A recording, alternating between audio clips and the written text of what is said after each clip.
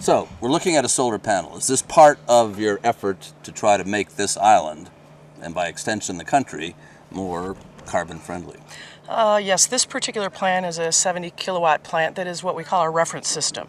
And our goal here was not only to begin to offload our carbon footprint, but also to demonstrate that we can actually build a solar system here in the Maldives with local labor. Right.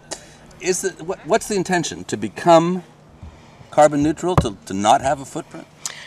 The intention of the island is to first become carbon neutral and then to go beyond that and to try to see if we can become energy independent so that we don't have to import any kind of fuel onto the island to generate electricity. Is that a feasible proposition?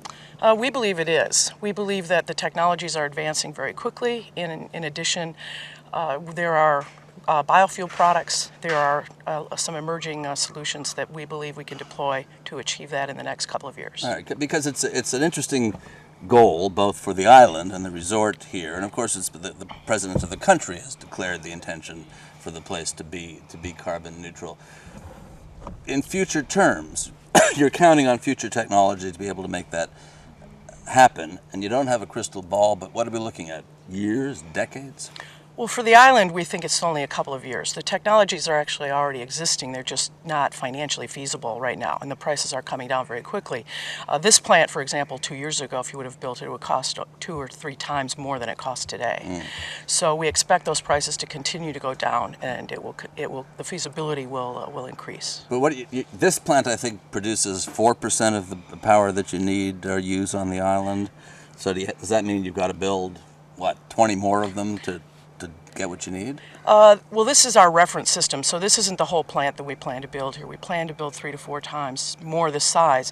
But in addition, by taking air conditioning and other thermal energy consumption off the grid, will reduce the total electricity such that we believe we'll be able to produce all of the daytime electricity with solar. What are the challenges? What are the difficulties that you're facing? Land. Land is one of the biggest problems here. Almost anything you might want to do to become carbon neutral requires land, for example, growing feedstock for making biofuels or building large solar arrays. And this is, of course, an island nation of tiny little places. That's right. And a lot of water.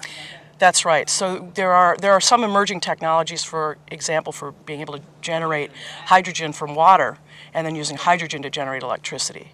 So long term, that may well be the best technology. You're really in blue sky country here in a real sense. So this is a kind of microcosm. Let me put it another way. The Maldives, of course, have become the popular expression, the poster child country for climate change because they're so vulnerable to its potential consequences. And here it's also the poster child for experimenting with the technologies to mitigate against climate change. That's exactly right. It will definitely take creative solutions to solve the problem for the Maldives. And do you think it's a reasonable proposition, or is it a pie in the sky dream for international political consumption? I think that by 2020 that there will have to be a much more concerted and focused effort in order to achieve it, because little by little adding a few wind turbines and solar panels is not going to solve it for the country of Maldives, but we will be able to solve it on Soneva Renewables.